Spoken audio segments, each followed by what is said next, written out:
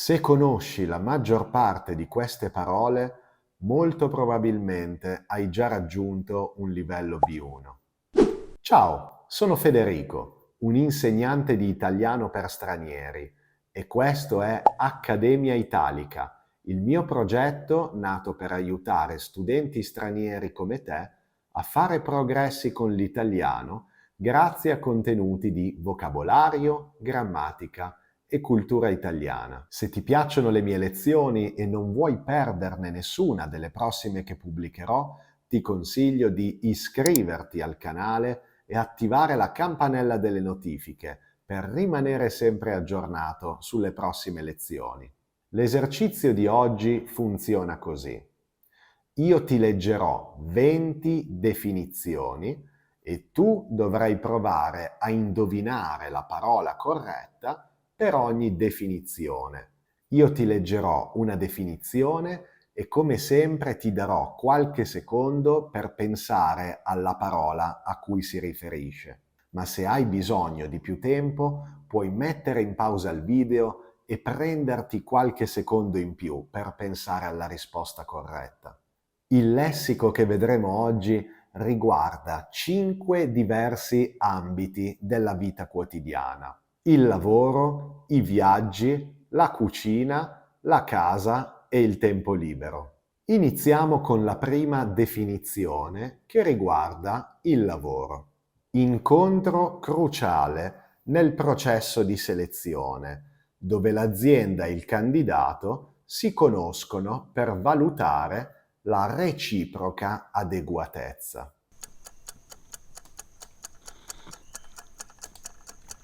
La parola giusta è colloquio. Colloquio. Per esempio, per ottenere quel lavoro ho dovuto superare 3 colloqui. In altre lingue come l'inglese e lo spagnolo si usano parole come interview o entrevista. Devo dire che io personalmente preferisco la parola italiana colloquio perché trasmette una maggiore idea di dialogo, di scambio di idee e di punti di vista.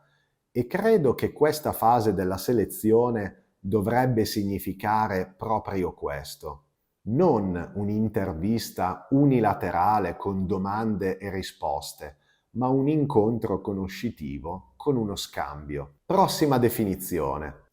Per un'azienda, l'azione di scegliere un nuovo candidato facendogli firmare un contratto. La parola corretta è il verbo assumere. Assumere. L'azienda vuole assumere un nuovo responsabile alle vendite. Andiamo avanti con la prossima. Il pagamento che il lavoratore riceve ogni mese per il suo lavoro. Retribuzione.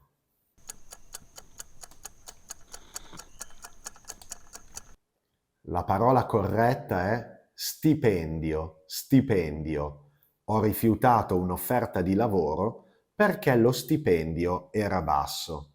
Lo stipendio può essere chiamato anche salario, ma in italiano questa parola è un po' meno comune. Oppure possiamo parlare di retribuzione, generalmente in contesti un po' più formali. Tipo di lavoratore che lavora sotto contratto per un'azienda, ricevendo uno stipendio ogni mese in cambio del suo lavoro. Come si chiama questo tipo di lavoratore che lavora per un'azienda e riceve tutti i mesi il suo stipendio?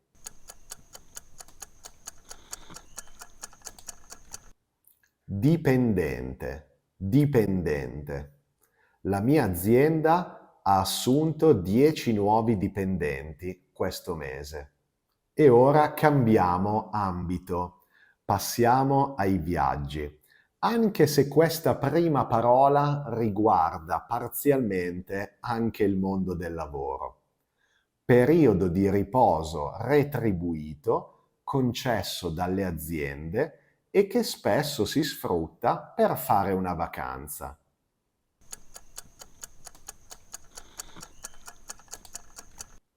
La parola corretta è ferie, ferie. I lavoratori italiani hanno diritto a circa un mese di ferie all'anno. Questa parola è sempre al plurale: andare in ferie, essere in ferie, trascorrere le ferie al mare, prendere 2 settimane di ferie. L'insieme degli oggetti che i viaggiatori portano con sé. Possono essere borse, zaini o valigie.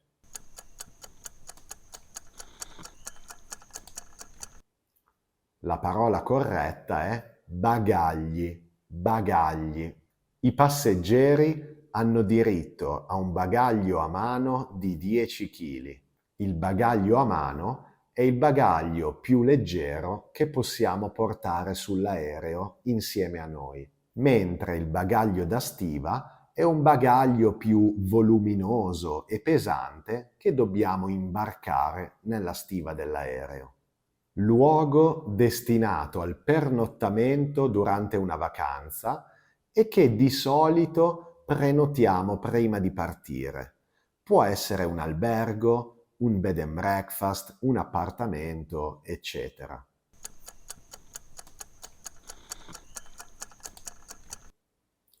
La parola corretta è alloggio, alloggio. Non sono andato in vacanza perché gli alloggi erano troppo cari. Esiste anche il verbo alloggiare, che significa abitare temporaneamente, di solito per il periodo delle vacanze. Il percorso del viaggio, dal punto di partenza alla destinazione finale, con tutte le tappe intermedie.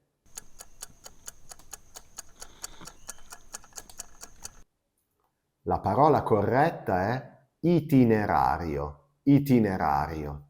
Abbiamo definito un itinerario per il nostro viaggio in Italia, con tappe a Venezia, Firenze e Roma. E ora cambiamo completamente argomento. Parliamo di cucina. Indicazione degli ingredienti, delle dosi e dei procedimenti necessari per preparare un piatto. La parola corretta è ricetta. Il tuo minestrone è buonissimo. Che ricetta usi? La prossima parola è un verbo. L'azione di preparare la tavola con la tovaglia, le posate, i piatti, i bicchieri, eccetera. Come chiamiamo questa azione?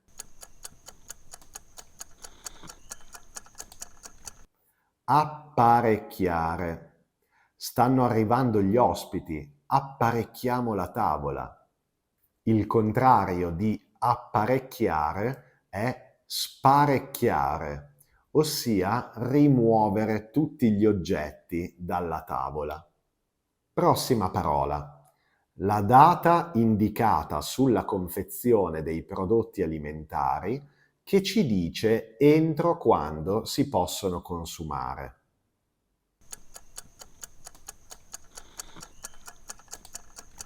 Questa è la data di scadenza. Controllo sempre la data di scadenza prima di comprare qualcosa al supermercato. La parola scadenza si può usare anche in altri contesti.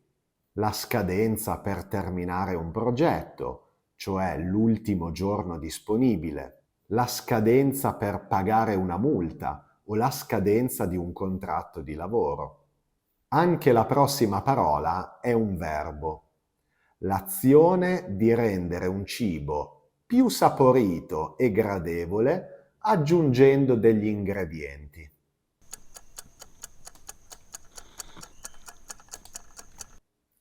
Il verbo giusto è condire, condire. Condisco l'insalata con un po' di sale e olio extravergine.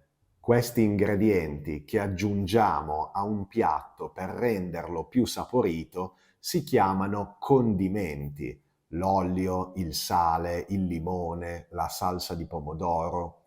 Il verbo condire si può usare anche in senso figurato con il significato di rendere un discorso più interessante e più divertente. Prossima parola. Qui parliamo della casa, abbiamo cambiato ambito. Documento che riassume i nostri consumi di gas, elettricità, acqua e internet e che serve a comunicare la somma da pagare. La parola corretta è bolletta, bolletta. In inverno la bolletta del gas è particolarmente alta.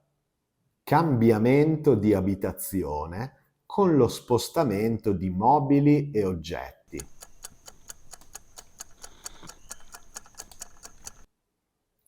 La parola corretta è trasloco, trasloco. Ho bisogno di alcune scatole vuote per il trasloco. Edificio costituito da più appartamenti. Condominio, condominio.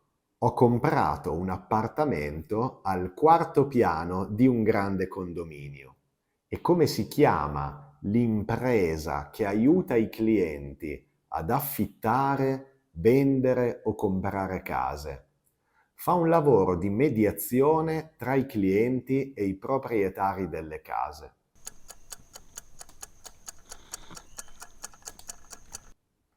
Questa attività è l'agenzia immobiliare. Vicino al mio ufficio ha aperto una nuova agenzia immobiliare. E ora passiamo al quinto e ultimo ambito della lezione di oggi, il tempo libero. Il tempo libero è una definizione che abbraccia attività e ambiti molto diversi tra loro, quindi anche le parole che vedremo in questo esercizio fanno parte di categorie molto diverse tra loro. Vediamo la prima definizione. Contratto che permette di usare un servizio per un tempo stabilito, un mese, un anno, eccetera, pagando una certa somma. Come si chiama questo contratto? È un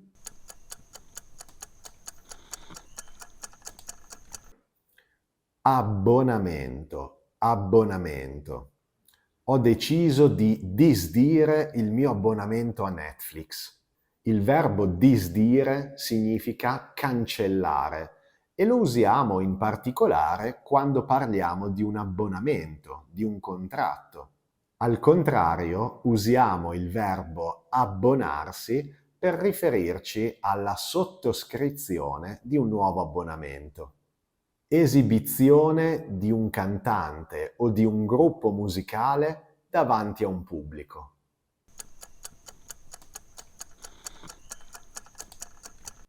La parola è concerto, concerto.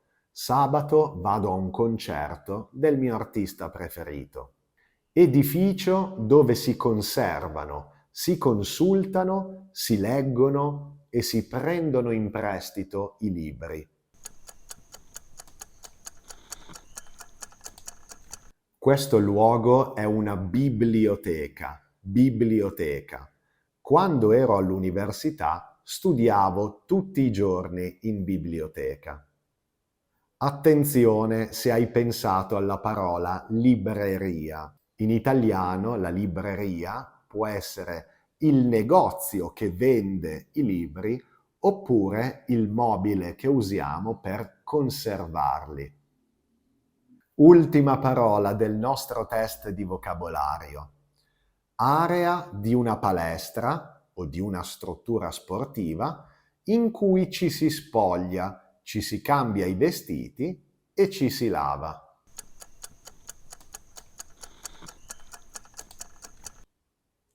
Questo spazio si chiama spogliatoio, spogliatoio.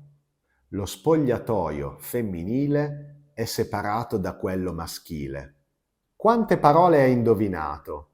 Fammelo sapere nei commenti. Sono molto curioso di sapere se lo hai trovato facile o difficile e fammi sapere quali sono le nuove parole che hai imparato. Forse alcune di queste parole erano un po' più avanzate di un livello B1, quindi se le conoscevi tutte è probabile che tu abbia un livello superiore. Se il video ti è piaciuto e se hai imparato qualche parola nuova, ti invito a lasciare un mi piace al video per supportare il mio lavoro. Grazie mille per essere rimasto fino alla fine. Io non vedo l'ora di vederti nella prossima lezione. Alla prossima!